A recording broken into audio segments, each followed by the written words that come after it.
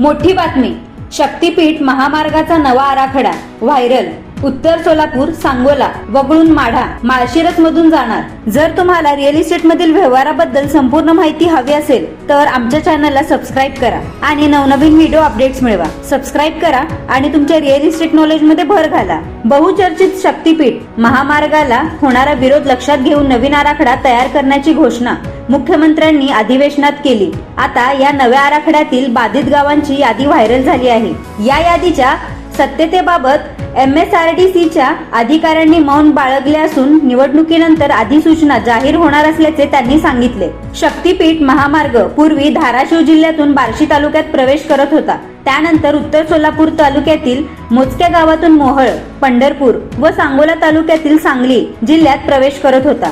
या महामार्गामुळे सांगली व कोल्हापूर जिल्ह्यातील कृष्णा व पंचगंगा नदीकाठच्या मोठ्या प्रमाणात बागायती जमिनीचा पट्टा बाधित होत असल्याने दोन्ही जिल्ह्यातून मोठ्या प्रमाणात विरोध झाला। दुसऱ्या बाजूला नागपूर, रत्नागिरी हा महामार्ग हा पूर्वीच्या आराखड्यातील शक्तीपीठ महामार्गाला अगदी समांतर असल्याने सातारा जिल्ह्याचा नव्या आराखड्यात समावेश करण्यात आला आहे।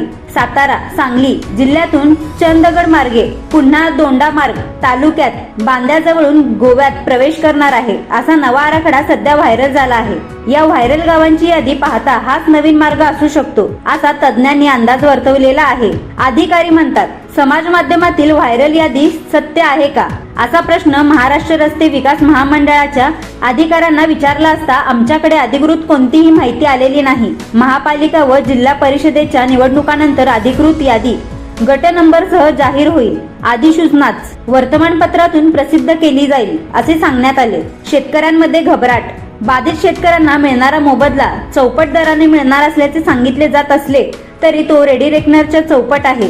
या जमिनीचा रेडी रेकनर अत्यंत कमी असल्याने मिळणारा मोबदला चालू बाजारभावापेक्षा अत्यंत कमी मिळतो। यापूर्वी सुरत, चेन्नई या महामार्गातील बाधित शेतकऱ्यांसह शक्तीपीठ बाधित शेतकऱ्यांमुळे सर्वांना माहिती झालेली आहे।